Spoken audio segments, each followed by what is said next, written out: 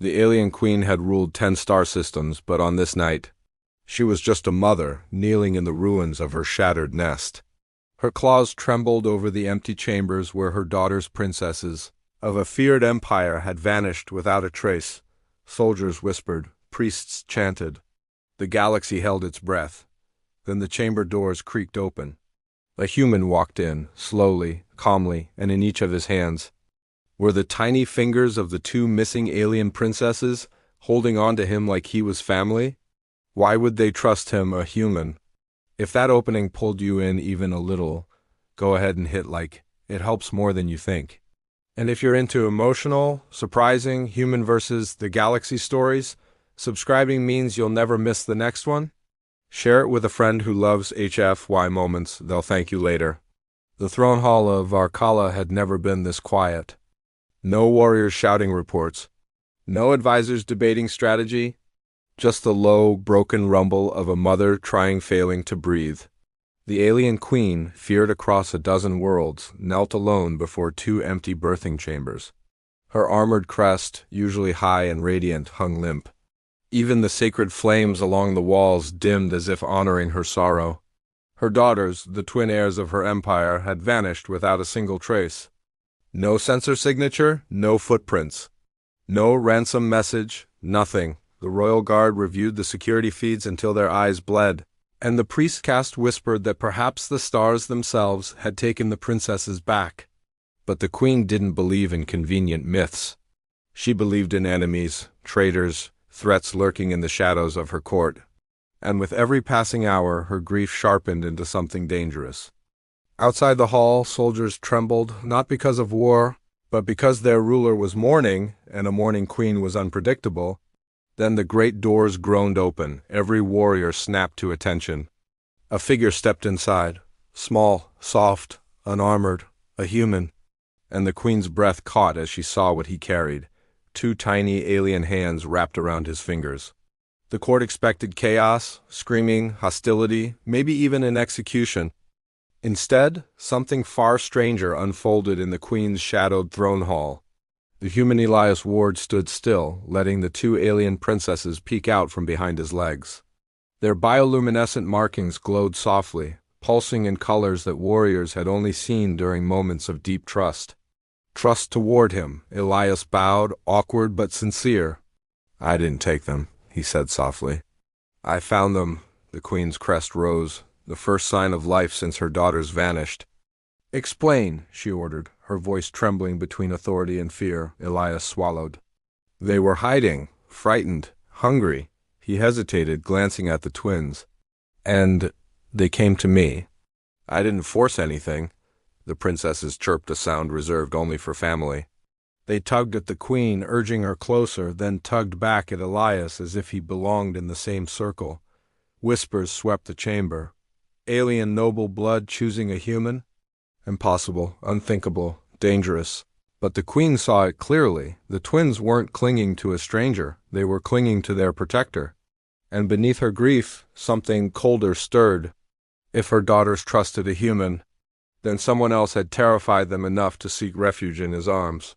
Every guard in the chamber froze as the human stepped forward, the sound of his boots echoing like distant thunder. Humans were rare here, barely tolerated, mostly distrusted and absolutely never allowed inside the queen's sacred hall. Yet this one walked in without armor, without weapons, and without a single hint of fear. The queen rose slowly, her towering frame casting a shadow that swallowed him whole. Her voice cracked the air like a blade. "Human, explain yourself." But before he could speak, the twins did. The tiny princesses clung to his hands with absolute certainty, their delicate claws hooked gently around his fingers.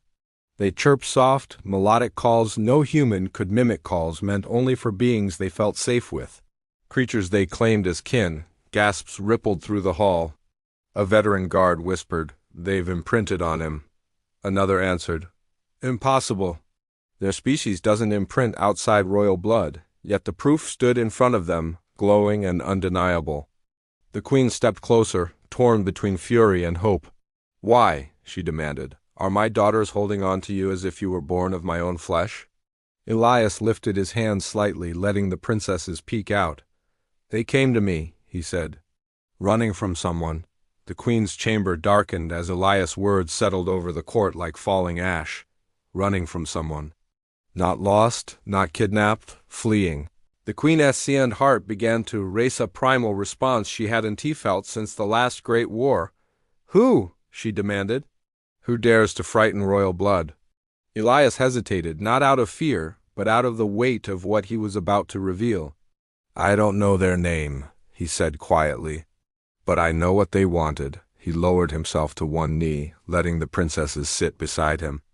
Their markings dimmed into frightened blues. The entire court leaned forward. They weren't looking for hostages, Elias continued. They were looking for... Harvests! A collective hiss filled the hall. The Queen's crest snapped upright. Harvests? My daughters are not... Exactly, Elias cut in gently. Whoever this was, they weren't after power. They were after biology. Something unique about the princesses. Something they needed. The twins trembled, then pressed themselves against Elias again, confirming every word. A chilling realization spread through the court. This wasn't a political plot. This wasn't an internal betrayal. This was a predator. And it hadn't come for war, it had come for breeding stock. The Queen's fury ignited. No one threatened her children and lived.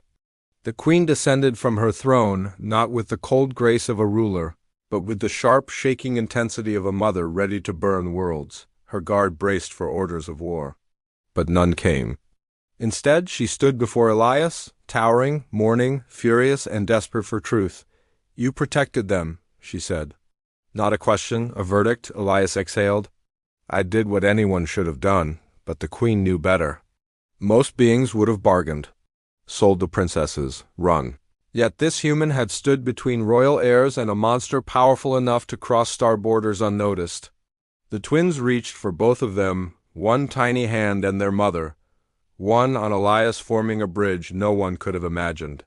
For the first time since their disappearance, the Queen's voice softened. Tell me what you need to destroy the one who hunted them. Elias rose, meeting her gaze without fear. I don't need an army, he said. Just a promise.